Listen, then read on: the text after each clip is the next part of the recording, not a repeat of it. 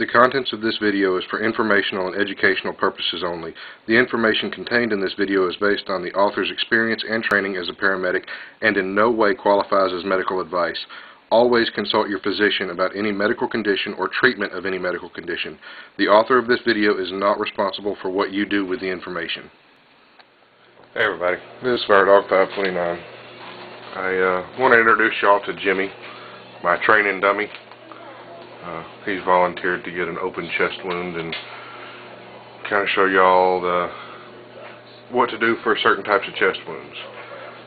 What I'm talking about specifically is a sucking chest wound. It was what happens when your chest wall gets penetrated into your pleural space, which is the cavity that houses your lungs, and air is allowed to escape. Air is allowed to enter your pleural space, your lung cavity, through that hole. Now, the natural barometric pressure of the air will force air into your body.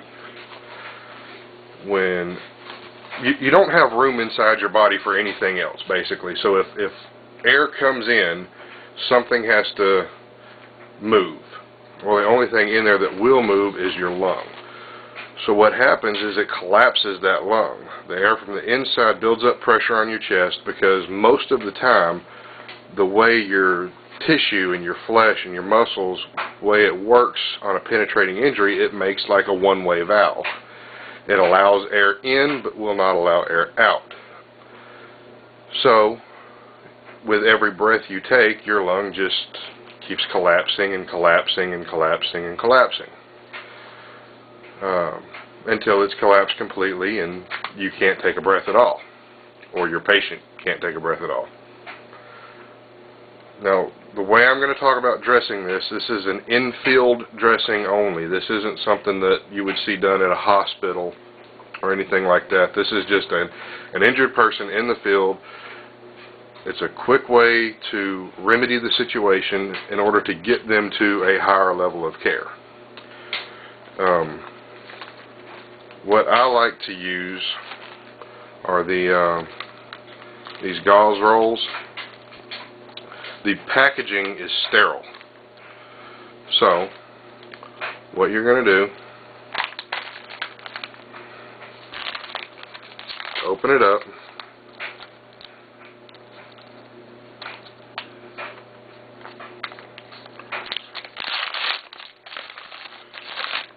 Throw the gauze away, throw the paper away.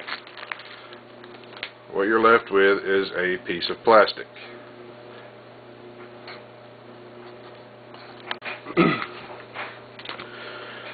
The reason I chose the roll gauze packaging is because the inside is sterile. Once you open it, the sterility is gone, so it doesn't matter, but it is probably going to be the cleanest thing you have readily accessible. You don't want to use something dirty for this because it is an open wound on their chest. But you take it and you cut it.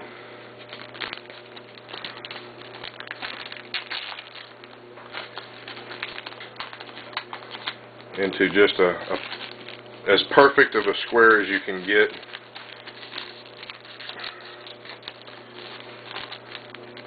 And you don't even really need it that big. It all depends. You cut it bigger than the size of the wound.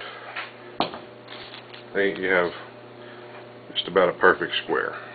Well, not even close to a perfect square, but you have a relatively close to a square. Now let's say Jimmy got stabbed right about here, right below his pectoral muscle on the left side of his chest. You're checking him out and he's starting to complain of shortness of breath. He can't hardly take a breath in. Can't take a breath in. You listen to him, you hear good breath sounds on the right side, but you're starting to hear diminished breath sounds on the left side. You can hear a sucking sound coming in through the hole in his chest. That's why it's called a sucking chest wound. His chest cavity is filling up with air, causing that lung to collapse in on itself. To stop and effectively counteract that process, you take your square piece of plastic, as clean of a piece of plastic as you can get, and you take a roll of tape. At this point it doesn't really matter what kind of tape, but you're going to tear off 3 sections of that tape. One goes here,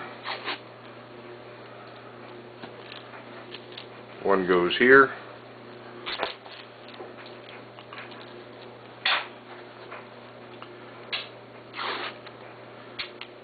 and one goes here.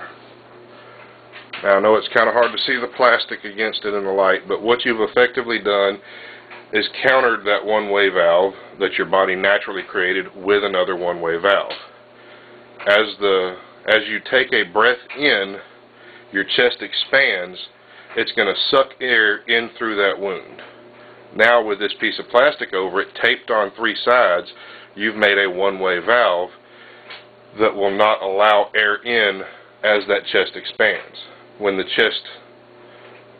you exhale and all of your muscles relax, your chest unexpands and basically deflates, forcing air out of anywhere it will go, possibly out of here. So the plastic will allow air out through the bottom, but when it sucks in, it pulls the plastic up against your chest, not allowing any air in. And this is the process of field treatment of a sucking chest wound. Like I said, this isn't the final fix. This just stabilizes them, hopefully long enough to get them to some kind of a higher level of care to be treated appropriately. This is obviously going to be a surgical issue, and unless you're one of the Army trauma surgeons who's done stuff like this in the field, don't attempt it. But or don't attempt the surgery is what I'm saying. But hopefully this will give you an idea of a quick, easy way to field treat a sucking chest wound, hopefully with something that you've got on hand. You don't have to use the sterile packaging, like I said. Actually, my favorite thing to use is the bag that holds the IV fluids. It's sterile on the inside. There's not a whole lot of cutting you have to do, and it tears very easy. Most people can't get those, so the next best thing would be the packaging for the roll gauze. Aside from that, any kind of piece of plastic will do. Just try to clean it up as best you can. It doesn't necessarily have to be completely sterile. If you're using it in the situation that I'm referring to, the in-field treatment, it would sterility is not going to be your primary concern. So anyway, I hope this helps somebody.